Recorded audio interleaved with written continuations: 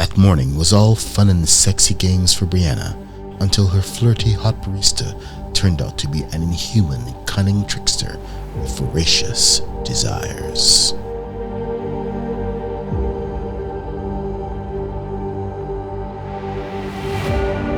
Help! I accidentally traded myself to the Fae King in exchange for an unpaid internship. Written by LeighWStuart. Narrated by Rodney V. Smith. Really, the title sums it up. I did it. I could argue he tricked me into doing it, but in the end, I agreed to give myself to him, happily. And all I got in return was a crummy internship with no salary. If you want details of how it happened, okay, the sex was mind-blowing, but the rest was embarrassing, then I invite you to keep reading. However, let me preface the tale by saying I'm supremely average. Height, weight, grades, talent, hair, sports, everything. If there was one area where I'm slightly above average, it would be sewing and design. So my dream is getting my foot in the fashion industry. Other than that, I am nothing special. Which is why I think it took me so long to believe something freakishly out of the ordinary was happening to me. Back in the beginning though, and I'll tell it like I lived it so you too can savor every excruciating moment. The morning I treated myself, I went to my favorite coffee shop where my walking, talking dreamboat barista worked. He'd been there for about a week, but already knew all the regulars' orders, and it was a complete flirt. He was the flame, and all the customers, including me, were helpless moths in his shining presence. When I walked in, Lana Del Rey's Love started playing, as it had for the past several days. Plus, as I stepped to the counter, my barista lifted his gaze to stare right at me, a smile on his wide lips. He was poised with an animal grace. That's the only way to describe it. He was the wolf in the forest, and I was the rabbit who stepped on a twig. "Good morning, Heart," I said. "Morning, Brenna. The usual? Large cafe latte, soy milk with hazelnut syrup?" "My heart. You always know what I want." Hart was probably in his early to mid-20s, but had an ageless smoothness to him. Narrow, muscular build, a little over 6 feet tall. Olive-toned skin, dark brown eyes, and hair that fell in completely messy waves. Plus he had a dancer's agility as he moved behind the counter. Lana's golden voice strummed the word love, and all I could do was agree. Since I had first seen him, sketches of him began filling my notebooks as I mentally dressed him in my own designer creations, and mentally undressed him. My coffee was ready. "Do you have the time?" I asked. Yes, I was willing to stoop to any trick, including hiding my watch under my sweater sleeve. Anything to spend a few extra seconds with him. His head lifted with a slow, strange grace. "I have all the time in the world," I gasped. For a split second, everything and everyone in the room froze, and for the barest, fastest glimpse, he changed. A great rack of antlers appeared on his head, growing from his head. Emerald moss sprang to life on the counter, and vines hung from the walls. His brown curls were longer and more unruly than before. He bared his teeth, sharp and long, and his barista apron and black shirt fucking disappeared completely. He was naked. A large carafe, strategically placed by cruel fate, hid the extent of his glory past the muscled V of his narrow waist. There might have been fur at his hips. I licked my lips, blinked. Time resumed. "It's 8:35, he said, once again a perfectly normal, if crazy hot person with clothes on. I was obviously insane. "Thanks. I want only to make you happy." As he spoke, his fingers brushed mine on the coffee cup, sparking my skin. What did I tell you? Total flirt. But it worked. I would follow him into the stockroom without a second's hesitation and let him do whatever he wanted to me. He cocked his head as if listening, then smiled and turned to take the next order. I found a seat at a corner table and flipped open my laptop, mostly out of habit. I sipped my coffee, scanning my emails. "What are you working on?" Hart asked, startling me. Hot coffee stung my fingers. How did he sneak up like that? So quiet, unseen. "Not working, unfortunately," I said, waiting for a reply back to my application for an internship. "A job? Where?" He leaned forward, hands on the table, eye to eye with me. My body temperature spiked. It was like I was the only living person in the world, the way he focused on me. Internship. There's no salary. At Sheath Fashion Design, around the corner from here. That's what I like to do. Design fashion wear. My mouths were a babbling mess, but I kept talking at full speed, hoping he'd stay. This internship is what you want? Absolutely. And what would you trade to have it? He asked. Weird question, but who cared? Not me. Not with those deep brown eyes boring into mine. You mean like would I sell my soul to the devil? He grinned. Maybe not so drastic, but for example, would you trade yourself to the fake king for this internship? The fake king? I almost snorted. Then I remembered watching Labyrinth with my babysitter when I was 11 and falling under the gothic charm of the Goblin King. Definitely, but how will that work? Simple. You sign a contract to seal the deal. You work at that company until the internship is over, and finally you would belong, body, heart, and mind, to the fake king. Wow. That answer was incredibly detailed. But I was getting wet in dark places, so I wasn't worried. Actually, I was picturing Hart as Jareth in tight leather pants. Is the fake king hot? I have heard he is most attractive, and more importantly, what he desires most is to give pleasure again and again to the woman of his choosing. Panties wet. Then yes, I would agree to that trade. Win-win for me, am I right? You are absolutely correct. He straightened as if to go, but just then my email pinged with an incoming message. Sheath Designs. What the? My heart raced as I scanned the message. We're happy to inform you your internship will begin tomorrow. Looking forward to meeting you. I don't believe it, I whispered. What don't you believe? The internship! I've got it! I start tomorrow! I jumped out of my seat, bouncing on my toes. I'm in! In my elation, I bounced over to Hart, arms open. For a second, his eyes widened in surprise, but it was too late to pretend I wasn't moving in for a hug. Then, oh my fucking God! Then he bent forward and wrapped his arms around my waist. He straightened, lifting me, and my first impulse was to climb him like a tree in the middle of the coffee shop. His arms stayed locked around me when he set me down. To celebrate, I want to show you something in the stockroom. Stockroom? Me and him? How did I get so lucky in one morning? I nodded. Let's celebrate! Hart pulled me behind the counter and into a large closet. Before I could react, he spun me around and swept me into a kiss. His firm lips set off fireworks in my stomach.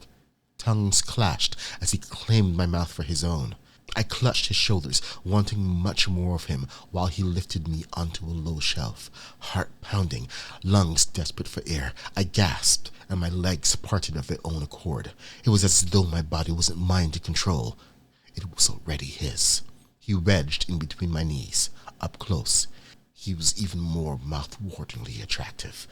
He paused, devouring me with his eyes, lips crooked in a hungry, wolfish smile. Were we really doing this? Having sex at the coffee shop? Brenna, do you agree to our arrangement? He asked. Hell yes, I agreed. I curled my hands in his hair and drew him close, salivating with desire. Say it, he said. Nice, a stickler for consent. Yes, I agree. His pants tented, a wide hardness pressed against my inner thigh. Yes, give me more. My trembling fingers yanked his shirt out of his pants to find his skin, which was strangely warm. When he dragged his teeth across my neck, down to the top of my shirt, I dug my fingernails in his lower back. As he kissed my chest, lower and lower, I tried to undo his shirt buttons.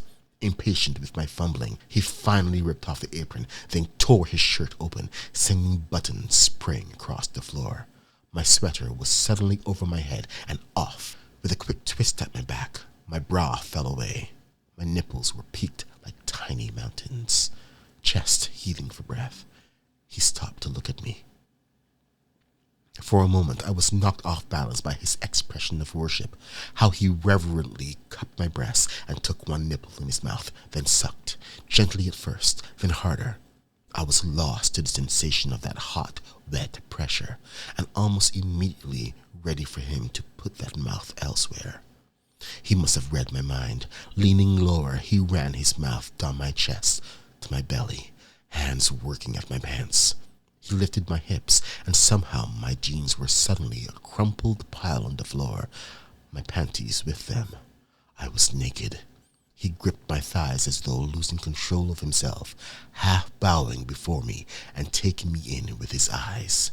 Then he dove forward to bury his face in my wet pussy. I jolted, part fear at his animal swiftness, part shocking pleasure as his tongue first ran up my length before plunging into my lady bits. He explored me, every soft, hidden place making a guttural humming noise, a primal, feral sound that sent shivers through me as much as his tongue. It was all I could do to keep breathing and not fall off the shelf. My legs went up to his back, and while one hand held onto the shelf's edge, my other held onto his curls. I brushed something hard growing from his skull, but ignored it, gripping his hair tighter when a convulsion rocked me. He kissed his way up my belly to pierce me with his gaze. A ravenous glint lurked in his eyes. He wanted to keep feasting on me, and I wasn't going to say no. "Say my name," he growled. "Tell me you belong to me." Heart, I gasped. "I'm yours." I knew it was just for the one time, maybe two, but yeah, at that moment, I was his. He yanked my ponytail back as he spread my legs to make room for his body, and his head descended to claim my mouth again, my salty fresh taste on his lips. I arched into him. He kissed me ruthlessly. It was going to leave a mark. An insatiable hunger stirred in me. I can't quite explain the next part, but somehow he put on a condom one-handed. Whatever, so long as he had one on. At least, I think he put one on.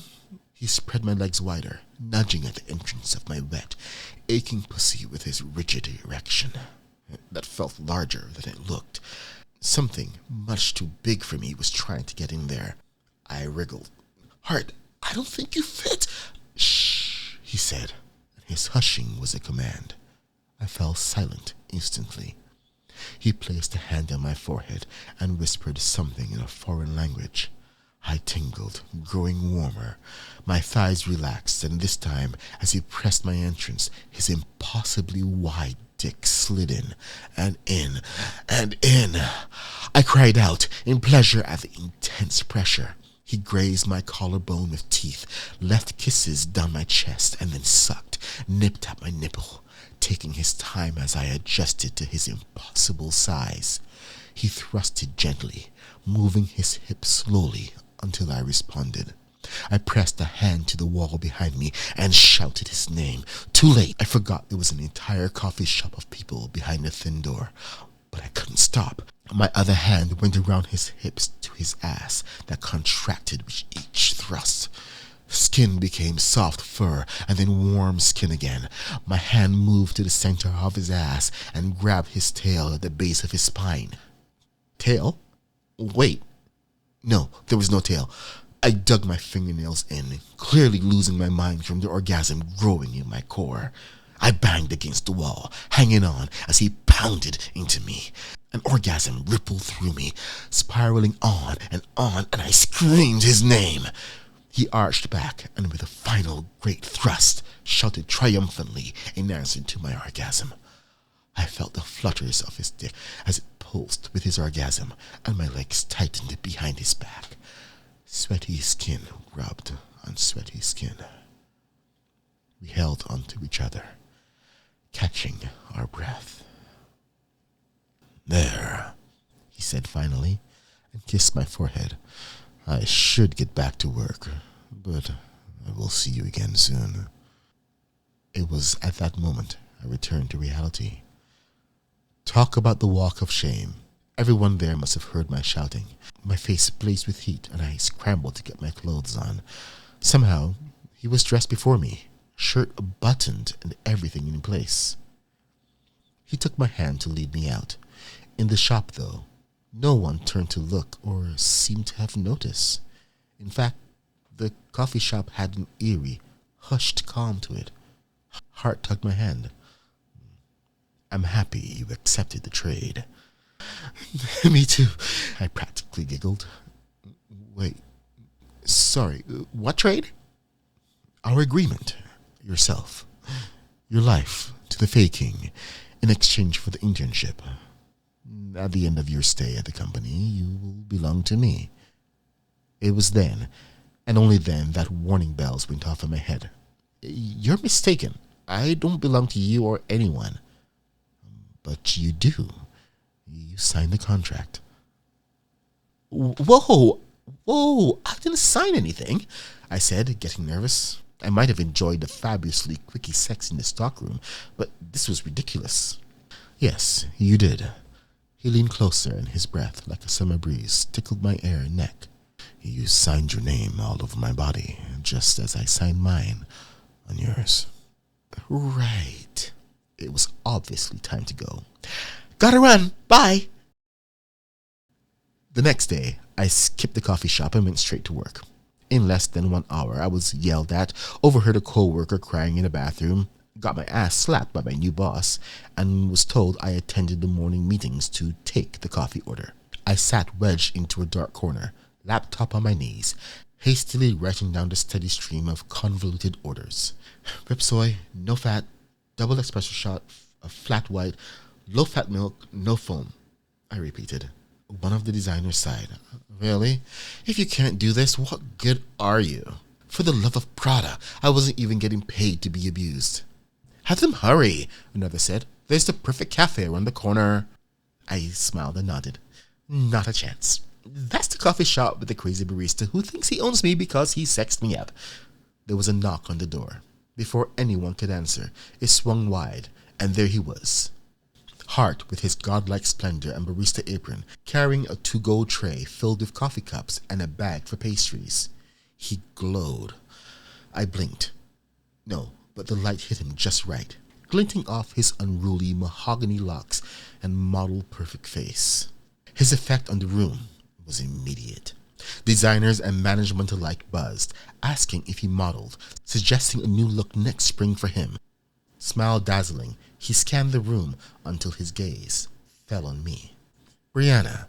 He nodded, and I swore I heard him say, You'll be mine soon. Not if I could help it. As long as I had the internship, I was free. His rules, not mine. I have your coffee, Jack, Marina, Felicia, he said, rattling off names as I pretended to work. Without fail, he passed out coffees I never ordered to people he didn't know, walking around the table until he reached me. And of course, Brianna's usual. As he bent to hand it to me, his lips brushed my ear. He whispered, Soon, my love, soon. All right, honestly, my panties were wet again. But I never agreed to belong to him. Incredible. Are you sure this is a grande half-calf French press espresso with cream? Hugo asked. It is. And you got here so fast, as he said. What shoe size do you wear? Not a clue. He stood and winked. Felicia sipped her coffee and moaned in pleasure. So good, and I thought this new girl was as useless as the last. It was at that exact moment that I had to ask myself the only question that mattered. Did I want to stay here, prolonging my current no-salary existence, being insulted by designers and having my ass slapped by Marina? Or would it be easier to give up and go with the faking and at least get laid from time to time? I'd like to think I chose the only reasonable course of action. That's it, I said, standing. I'm out. I'm done.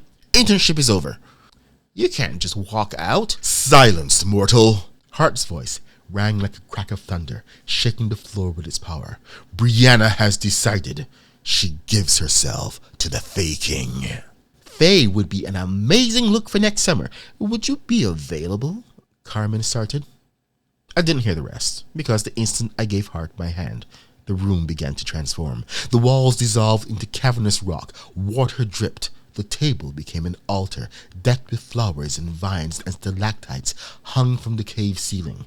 I stepped forward, and I was in that other world. And Hart? He was naked again. Well, except for the fur-covered legs. Plus he had cloven hooves for feet. Right, but it wasn't his non-feet that caught my eye. There was no carafe hiding his masculine proportions this time, and massive didn't quite describe it. He tipped his head in greeting, his rack of antlers swaying down. A gleaming gold crown circled his brow. Wait, my barista was a fawn and the king of the Fae? My brain shut down. I toppled over. Brianna, he said, catching me before I hit the stone ground. Are you feeling all right? It's a lot for a girl to take in, I breathed. I waved vaguely at his furry legs, hooves, mossy antlers, and oversized appendage. He picked me up like I weighed nothing, making my heart skip. He cradled me in his arms, walking.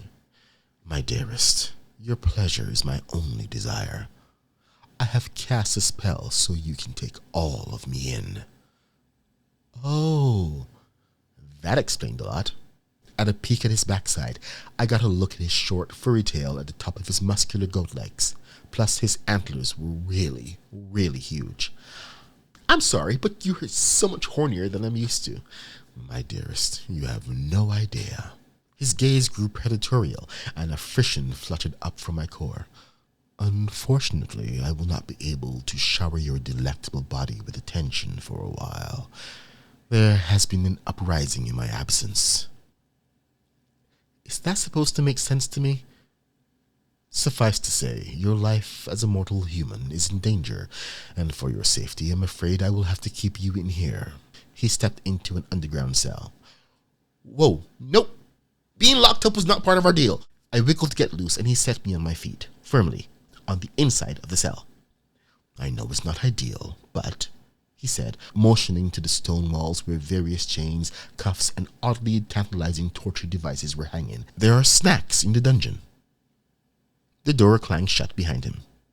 And that, my friends, is how on the day after I was tricked into trading myself to the Fae King for an unpaid internship, I wound up locked in his sex dungeon with only snacks for company. The lessons here are twofold. Never accept an unpaid position in a company, and never, ever, ever enter into an agreement with the Fae, no matter how hot they are. Luckily, it's not all bad. Hart's a great kisser, he brews the best coffee, and he always knows exactly what I want. The end. LeighWStuart is a romance writer with 2 rom-coms published with City Owl and another in the Wattpad paid program, as well as a variety of novels and novellas available for free on Wattpad under LeighWStuart and Binding Ties. Her favorite tropes include mistaken identities, enemies to lovers, strong heroines, oh no, there's only one bed, and nerdy virgin heroes. In addition, she likes her romances on the steamy side. You can find Leia currently stuck in a love triangle of reading on a sofa and munching salty snacks. So that's it for this installment of Monstrous Love, an anthology of short stories by Wattpad writers, brought to you by WritersConnX. There are 35 stories by some amazing writers, so make sure to subscribe if you want to know the instant a new story drops.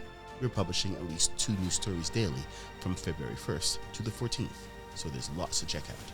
Don't forget to click the like button, and you can also leave us a comment to tell us what you think. For WritersConnX, I'm Rodney V. Smith, and I'll see you in the next one.